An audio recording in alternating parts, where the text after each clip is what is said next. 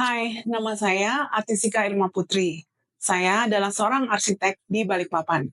Saya akan menjelaskan tentang IKN dalam 3 level usia yang berbeda. Halo, nama saya Rafael. Saya berumur 12 dan duduk di kelas 7. Halo Rafael, jadi hari ini kita mau ngobrolin tentang IKN ya. Oke. Menurut kamu IKN itu apa sih?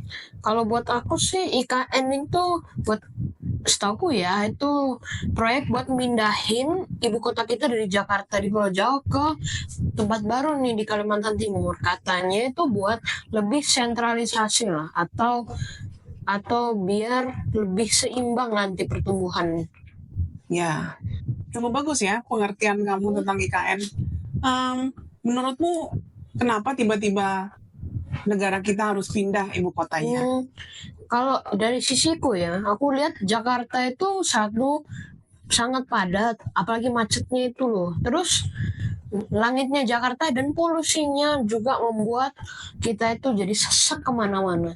Makanya mungkin pemerintah mikir kita coba fresh start deh di Pulau Baru. Sebenarnya IKN itu udah lama ya dicetuskan dan pemerintah sudah lama ingin pindahin ibu kota negara dari Jakarta. Bahkan katanya sejak dari pemerintahan Presiden Soekarno, dia sudah ingin pindahin ibu kota negara kita ke Palangkaraya bahkan. Kenapa dia ingin pindahin ke Palangkaraya? Karena Palangkaraya itu terletak di Kalimantan Tengah dan itu dianggap sebagai tengah-tengahnya negara Indonesia. Oke, menarik. Menurut kamu susah nggak pindahin ibu kota negara? Ya pasti susah banget. Kamu itu harus, yang pertama itu pasti gimana kamu akan memindahkan IKN ini, apalagi terletak di hutan. Terus berapa lama logistiknya semua datang? Ya, menurutmu apalagi membujukkan orang buat datang ke kota baru ini. pasti. Menurutmu perlu banyak duit nggak? Pasti banyak lah. Ada yang bilang kota itu harus bertumbuh secara organik. Kamu ngerti nggak apa itu artinya? Sebuah kota yang organik. Menurut aku kota yang organik itu bisa bersatu dengan alam atau merupakan green city yang mungkin ramah lingkungan. Bukan, ini artinya dalam arti pertumbuhannya. Jadi kalau sebuah kota bertumbuh secara organik itu artinya kota itu awalnya kecil, kemudian lama-lama menjadi besar karena ya aktivitas di dalamnya. Ya, nah sementara IKN ini dia pertumbuhannya dibangun secara sengaja. Jadi pertumbuhannya agak artificial sih. Ya, jadi agak-agak disengaja lah gitu.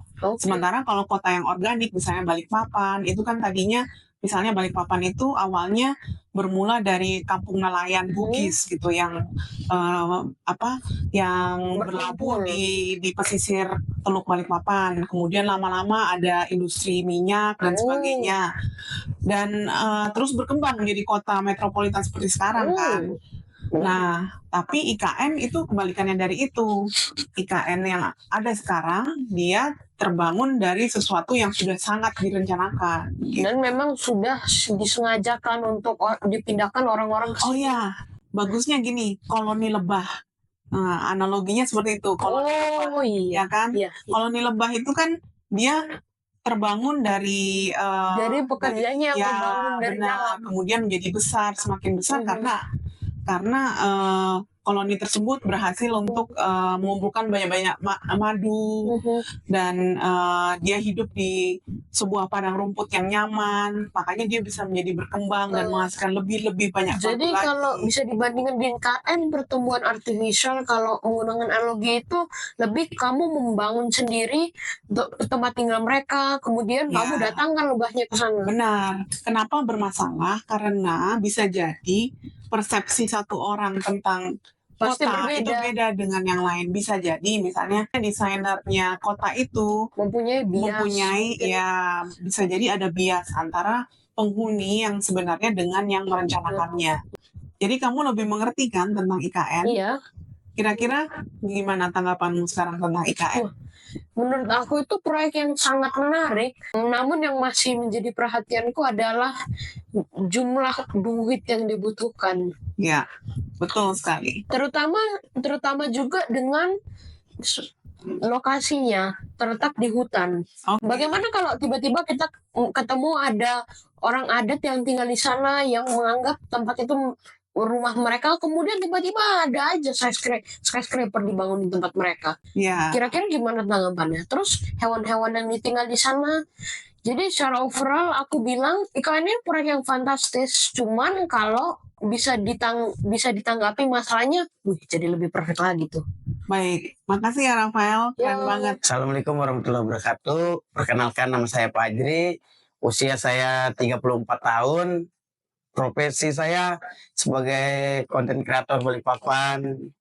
Oke. Halo Fajri. Halo, Jadi mungkin apa hal pertama yang ada di pikiran Fajri ketika dengar kata IKN gitu? Ya, yang ada di pikiranku yang pertama, Pak, ini KN berarti ibu kota negara pindah di Kalimantan Timur di Balikpapan. Ya, senang ya Mbak ya. Ya, Ya, meskipun dari rumah jauh juga, tapi ya senang lah. udah pernah ke sana belum? Udah. Lumayan lah. Berapa kali? Sekali. Oh, Ya, itu pun Kapan touring tuh? waktu itu. oh, Touring. touring, ya. Udah lumayan loh perkembangan di sana sebenarnya. Ya lumayan, udah 75% kah? Ya katanya sih kayak Iya. gitu. Tapi ya nggak tahu ya nanti gimana kelanjutannya nih. Betul. Kan katanya agak melambat dikit ya. Iya. Gitu. Nah, menurut Fajri kenapa nih waktu itu Presiden Jokowi mutusin untuk mindahin ibu kota kita ke Kalimantan Timur nih? Menurut apa yang kamu dengar aja deh. Nggak ngikutin politik sih aku. Iya. Apa ya? Nggak paham sudah aku Mbak. Kalau kenapa dipindah di Kalimantan Timur, nggak tahu. Mungkin Iya. karena di sini juga ini ya, bulan sepi juga nggak rame. Lahan. Ya mungkin Ya. punya lahan Ya, kosong ya, luas. betul. Alasan mereka mindahin itu kenapa aja? Salah satunya itu ya karena Balikpapan atau Kalimantan Timur khususnya tuh masih banyak lahan. Betul. Terus infrastrukturnya udah cukup memadai gitu ya, udah ada jalan tol Balikpapan Samarinda. Betul. Terus mereka milih lokasi yang diantara dua kota besar nih di Kalimantan Timur, Balikpapan dan Samarinda, yang memang udah menjadi dua kota yang berkembang gitu ya. Betul. Dan kemudian ditaruh di tengah-tengahnya. Nah, kayak gitu sih salah satu ininya. Oh. Menurut kamu valid nggak tuh alasannya? Valid Mbak. Aku juga baru tahu ini. Tapi valid Mbak, karena Iya. memang Balikpapan ini kan kota yang maju juga kan, Iya. maju. Nah, Dan Fajri sebagai orang Balikpapan nih, kerasa nggak perbedaannya sebelum dan sesudah IKN masuk nih? belum mendapat kerjaan dari IKN itu Siapa belum tahu kerasa sih Mbak. follower jadi lebih banyak gitu, mungkin jadi lebih banyak perhatian ke Balikpapan gitu. Iya betul. Penasaran Iya nggak mungkin sih? orang dari betul. luar Orang-orang daerah. jadi mikirnya Balikpapan tuh hutan belantara gitu Iya, kan. padahal enggak. Jadi bukan karena IKN aja sebenarnya Balikpapan jadi rame beberapa tahun terakhir ini. Ada satu mega proyek lagi, tahu nggak apa di Balikpapan? RDMP. Yes, betul. 100. Dekat rumah soalnya. Iya, Nggak tahu, itu. Pak. Pokoknya jam 5 macet sudah Pak. Nah, bukan cuma jam 5. Jam 5 sore. Iya, Pagi kerja, juga. pagi juga. Sarapan Iya. pagi. Ya itu katanya hampir 30.000 ya pekerjanya tuh Betul. yang datang ke sana gitu tiap Tapi hari. sekarang udah agak berkurang. Iya, katanya udah pada pulang Udah gitu pulang. ya karena proyek RDMP sendiri udah hampir selesai. Tinggal operasional gitu. Betul. Ya, tapi nanti kita lihatlah gimana perkembangan kota kita ini. Iya. Ya. Oke, siap. Tapi so far ini udah lebih paham ya tentang IKN kira-kira. Paham. Mungkin perlu sering-sering ke sana. Iya. Soalnya aku jarang bertanya sih. Jarang Itu aja.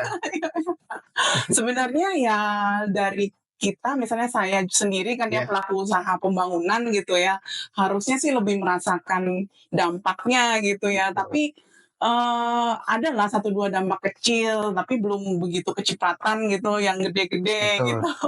Ya semoga kedepannya pembangunan IKN akan lebih maju dan konsisten lah ya dengan janji Presiden Jokowi sebelumnya gitu. Amin. Supaya kita nggak dinyanyikan saja di awal, terus akhirnya sepi-sepi juga. Dan Betul. pokoknya yang paling parah jangan sampai mangkrak. Ya Betul. nggak kan? Sayang anggaran kan udah berjalan. Betul. Ya.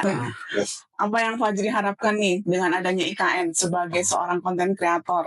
Oke, semoga ya untuk kita orang-orang daerah semakin ya bisa dipekerjakan lah ya kan, Benar, banyak. benar. Ya apalagi kita konten kreator, ya kalau bisa kalau promosi ya pakai kita yang lokal aja. Betul. Jangan pakai Yes. yang nasional Yes, terus. yes. Emang sih kita nggak terlalu dampak, Iya. tapi kita butuh uang. Betul, Ya, betul. betul. Tapi sebenarnya waktu Presiden Jokowi ngeresmiin IKN tahun Agustus 2024 yang lalu, dia tuh sempat ngajak cukup banyak influencer loh. Iya. Cuman kayaknya influencer ibu kota yang Ibu diajak, kota, Raffi iya. Ahmad. Iya, itu mantap itu Mbak. Bayangin, Iya, orang daerah mantap. iya gitu. Jadi mungkin ya semoga lebih bisa diajak lah ya Iya, untuk iya. terlibat di sana secara langsung Betul. gitu. Kalau bisa berkantor di sana atau Mantap itu kalau kantor di sana, Mbak. studio di sana Betul. gitu ya. Ya karena emang apa namanya masyarakat sekitarnya pun kalau kita lihat di sana ya memang mereka secara ekonomi improve gitu ya, apa semakin maju gitu ya. Tapi nggak tahu ya secara intelektual apakah maju juga, karena saya dengar cerita tuh begini, misalnya petani udang nih, petambak udang, mereka majunya itu karena mereka bisa nyewain kos-kosan atau nyewain rumah mereka jadi tempat Betul. usaha. Tapi tambak udangnya sendiri terbengkelai sebenarnya. Jadi masalah kearifan lokalnya ini justru ketinggalan ya gitu. Itu yang sebenarnya agak kurang sih. Betul. Ya. Thank you. Thank you. Saya Benny Daniel, usia saya 71 tahun. Saya berpengalaman sebagai arsitek selama kurang lebih 40 tahun. Halo Pak Benny. Halo juga. Jadi sebagai seorang arsitek yang sudah berpengalaman 40 tahun nih, kira-kira apa yang ada di pikiran Anda ketika kita mau ngomong soal IKN, dan bagaimana pendapat Anda tentang apa yang sudah terjadi selama ini di dekat dengan Balikpapan ini?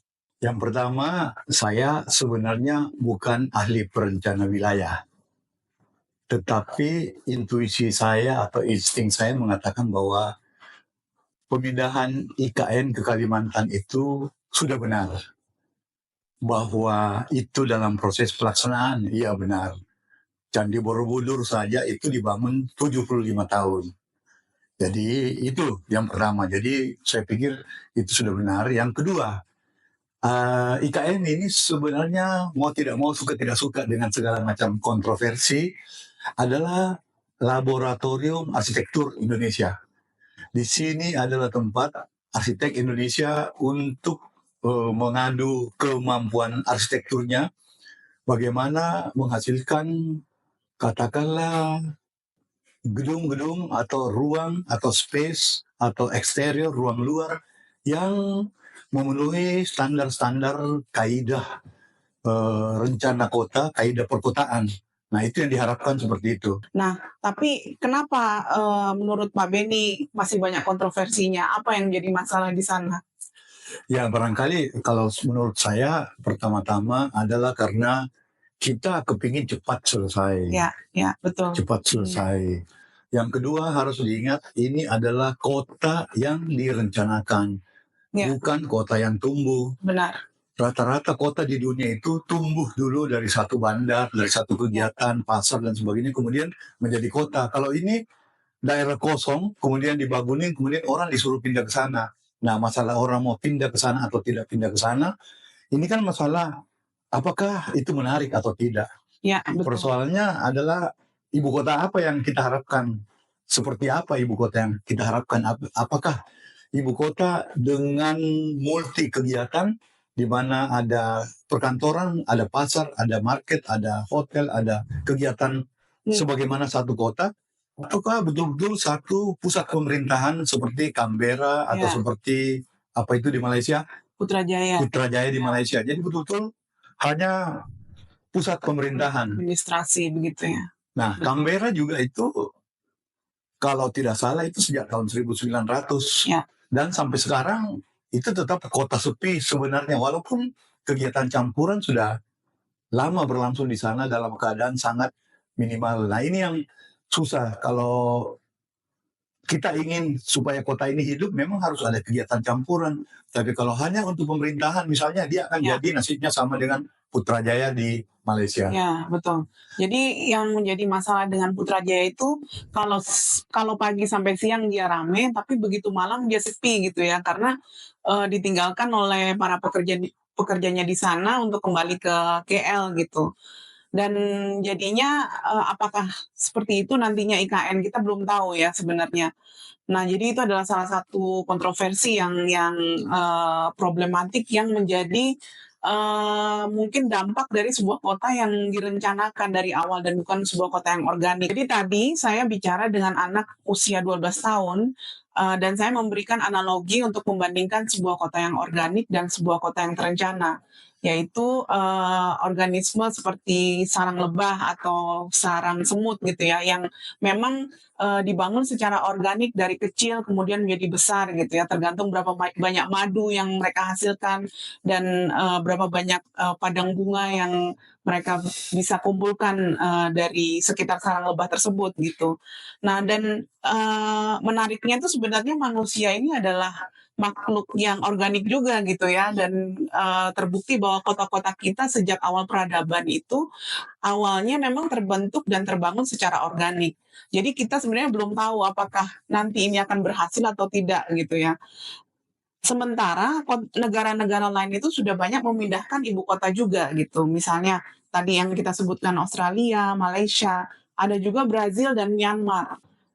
Dan kalau kita tahu Myanmar itu tidak berhasil ya, karena akhirnya jadi kota hantu gitu, karena akhirnya tidak ada seorang pun di sana gitu ya. Pernah ada gambar-gambar penjual keliling gitu yang sepi melintasi sebuah jalan yang sangat lebar gitu.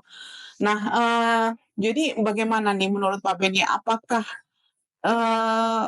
kita condongnya nanti akan terjadi banyak masalah di sana, dan apakah segampang itu mengaplikasikan konsep-konsep ideal ini di IKN, karena mungkin di Indonesia aja belum ada kota terencana yang sebesar IKN.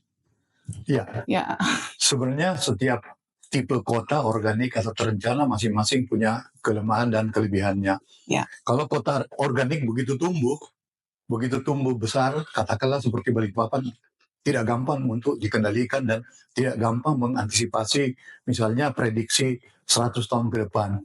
Kalau kota terencana itu mungkin sudah bisa diprediksi bahwa ini mampu menampung kegiatan hingga 100 tahun ke depan. Hanya jika diprediksi hingga 100 tahun ke depan, maka banyak fasilitas yang akan mubazir jika ternyata kota itu gagal karena skalanya kan skala besar. ya, Tetapi ada contoh kota terencana yang berhasil seperti Washington DC, itu kan cukup berhasil. Ya.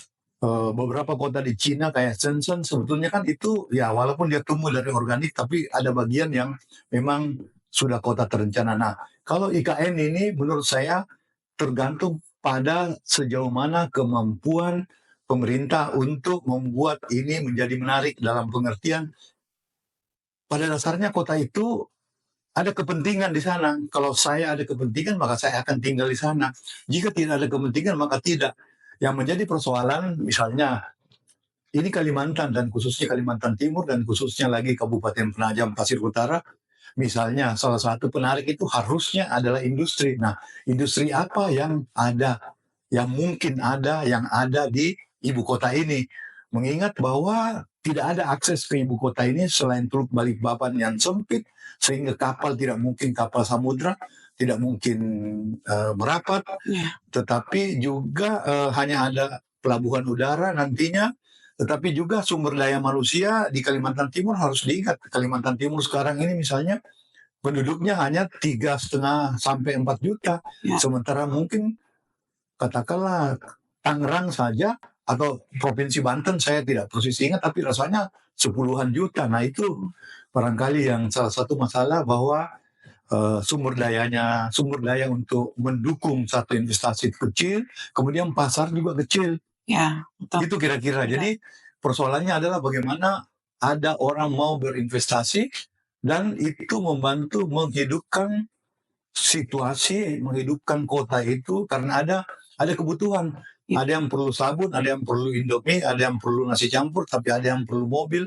Nah, itu barangkali. Ya, jadi memang harus ada semacam penggerak ya, ada roda yang harus berputar sehingga sebuah kota itu bisa terus-menerus tumbuh.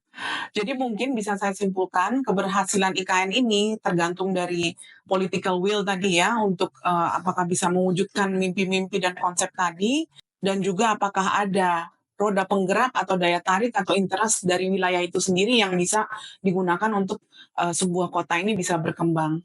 Saya rasa cukup sekian.